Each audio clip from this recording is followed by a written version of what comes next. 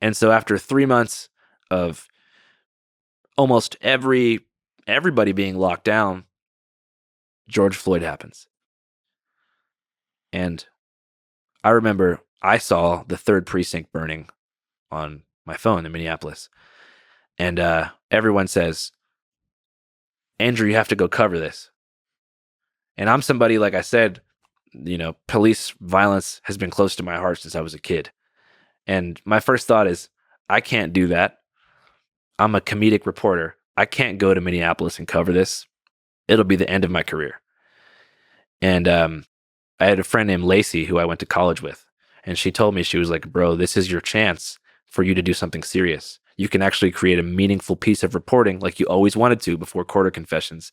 And you can turn All Gas No Brakes into a news source. So I called Reed, who was the CEO of the company that owned All Gas No Brakes. And I was like, look, man, I want to go to Minneapolis. I was in Orlando at the time. I was actually at the Sausage Castle. And he said, sorry, the Sausage Castle?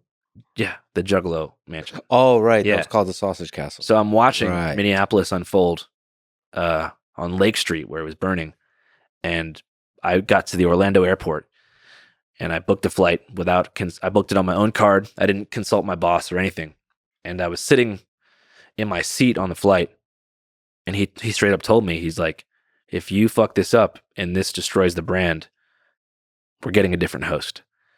If you mess this up and you turn our show away from a party show about drinking and drugs and all that stuff, and you make this a social justice show, you're done. But I was like, I just turned my phone off. I got to the Minneapolis airport on the 2nd night of the riots.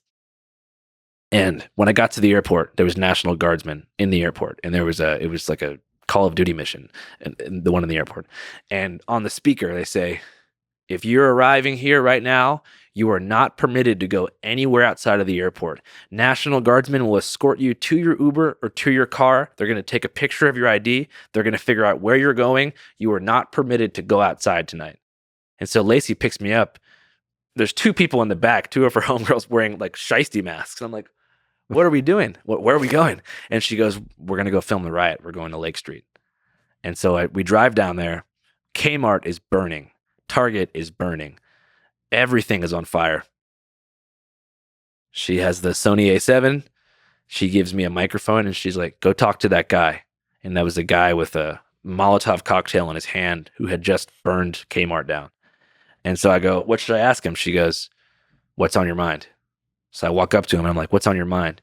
He said something like, everything that was happening here was supposed to happen. This is how we feel. Is it right? No. Is this going to benefit the community? No. But this is how we feel. This is how we feel. That's pretty powerful. Yeah. That's through a lot of the documenting that you do. This is how we feel is like screaming through that. Yeah. And I noticed that aside from a group called Unicorn Riot, there was no one else actually interviewing the protesters. The local news was on the bridge, 5 blocks away, filming just the scene itself, just the fire. But I saw some crazy things off camera too.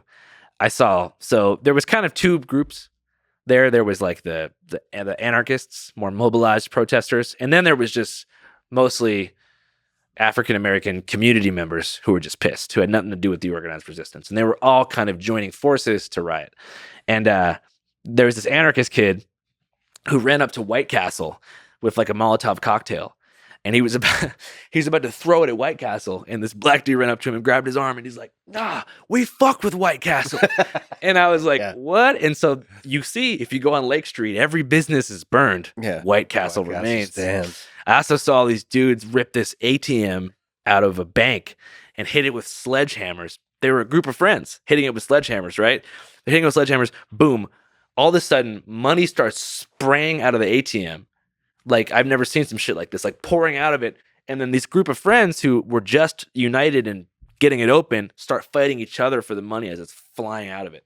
And so it was like Joker from the Batman's army type vibes. But I got shot in the ass by the National Guard. It was no good. Like a what? A rubber bullet? Yeah. Yeah. Not shot. Feel like? Honestly, it hurt. Yeah.